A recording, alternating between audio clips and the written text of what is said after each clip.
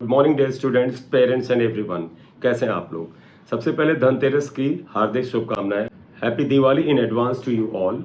आप में से वो स्टूडेंट्स जो इस साल सीट पा चुके हैं उनको भी बहुत सी शुभकामनाएं, और आप में से ऐसे स्टूडेंट जिनको बॉर्डर लाइन पे आके सीट नहीं मिली है तो बेटे आप लोगों को डिसअपॉइंट नहीं होना है। नीट का जो 2025 का एग्जाम है उसे बहुत समय नहीं बचा है। नवंबर, दिसंबर, जनवरी, फरवरी, मार्च, बस ये 5 महीने हैं जो आपकी तैयारी में सब कुछ करते हैं, वैल्यू एडिशन करते हैं। उसके बाद अप्रैल में फुल एंड फाइनल रिवीजन करके जाते हैं और मई के फर्स्ट वीक में आप एग्जाम देते हैं। तो ओवरऑल आपके पास 5 महीने हैं, और बाई चांस अगर आप बॉर्डर लाइन पे छूट गए हैं तो नेक्स्ट 5 मंथ आप अपनी पूरी स्ट्रेंथ डाल दीजिए, जिससे कि 2025 में जो एग्जाम हो आपका इतना हाई लेवल पे हो कि आप स्ट्रे वैकेंसी राउंड तक वेट ही ना करें, आपको राउंड 1 में ही आपके लायक सीट मिल जाए।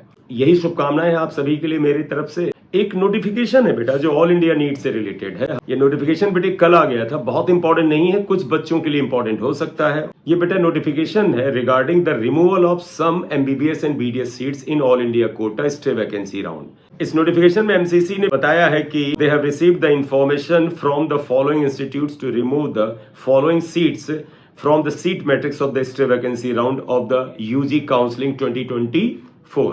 बेटा ये 6 सीट्स हैं जो रिमूव हुई हैं। इनमें से 4 एमबीबीएस की सीट्स हैं और 2 बीडीएस की सीट्स हैं। तो आप कहेंगे इन सीट से क्या फर्क पड़ता है? अरे भाई, 4 स्टूडेंट्स का चांस था वो तो खत्म हो गया एमबीबीएस के लिए, और 2 स्टूडेंट का बीडीएस के लिए चांस खत्म हो गया। और ये स्टूडेंट्स आमतौर पे वही होते हैं जो बॉर्डर लाइन पर होते हैं। तो बॉर्डर लाइन पर 4 स्टूडेंट्स का एमबीबीएस के लिए और 2 स्टूडेंट्स का बीडीएस के लिए चांस खत्म हो गया 2024 में। मैं वो इंस्टीट्यूट और सीट्स पढ़ रहा हूं, लेकिन उससे पहले बता दूं, मुझे ये भी लगता है कि स्टे वैकेंसी राउंड के बाद स्पेशल स्टे वैकेंसी राउंड भी ऑल इंडिया कोटा में हो सकता है। सो थोड़ी सी उम्मीद अभी बनी रहेगी ऑल इंडिया कोटा से सीट पाने के लिए, ये मेरा अनुमान है प्रीवियस ईयर के हिस्ट्री को देखते हुए। तो मैं पहले आपको बता दूं, एक जो पहली सीट है वो है बेटा कर्नाटका की एक एमबीबीएस की सीट अनरिजर्व्ड ईडब्ल्यूएस कैटेगरी की है, ये रिमूव की गई है। इसी तरह से गवर्नमेंट मेडिकल कॉलेज उधमपुर, ये भी एक एमबीबीएस की सीट है और ये अनरिजर्व्ड कैटेगरी की रिमूव की गई है। तो एक सीट बेटा कर्नाटका से अनरिजर्व्ड ईडब्ल्यूएस कैटेगरी की, और एक सीट बेटे उधमपुर की अनरिजर्व्ड कैटेगरी की। उसके बाद government medical college Shri Ganganagar Rajasthan, एक राजस्थान से एमबीबीएस की ही सीट है बेटा, ये बेटे ओबीसी एनसीएल कैटेगरी की है। और इसके अलावा एक सीट जो है वो SN medical college Agra Uttar Pradesh की है, ये भी एमबीबीएस की सीट है, ये ओबीसी एनसीएल कैटेगरी की है। तो इस तरह से आप देखें तो 2 ओबीसी एनसीएल यानी नॉन क्रीमी लेयर कैटेगरी की सीट्स रिमूव हो गई हैं, खत्म हो गई हैं। तो ओबीसी में 2 चांस डाउन हो गए हैं, यानी 2 सीट्स कम हो गई हैं। अनरिजर्व्ड कैटेगरी में 1 एमबीबीएस की सीट कम हो गई है। तो जो सीट मैट्रिक्स में सीट्स थी उनमें से 1 अनरिजर्व्ड कैटेगरी की सीट कम कर दीजिए। इसी तरह से बेटा यूआर ईडब्ल्यूएस कैटेगरी की भी 1 एमबीबीएस की सीट खत्म हो गई है।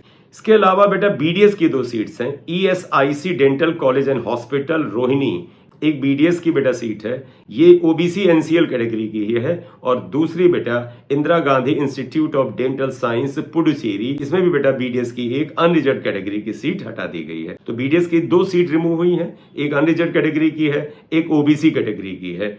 और एमबीबीएस की 4 सीट रिमूव हुई हैं stay vacancy round all India Kota से, एक अनरिजर्व्ड कैटेगरी की है, 2 ओबीसी कैटेगरी की हैं और एक ईडब्ल्यूएस कैटेगरी की है। तो इस नोटिफिकेशन में यही आपको बताना था कि ऑल इंडिया कोटा से 6 सीट जो हैं वो इंस्टीट्यूट्स ने रिमूव कर ली हैं, इसका नोटिफिकेशन एमसीसी ने दिया है। So thank you very much, happy Dhanteras and happy Diwali to you all.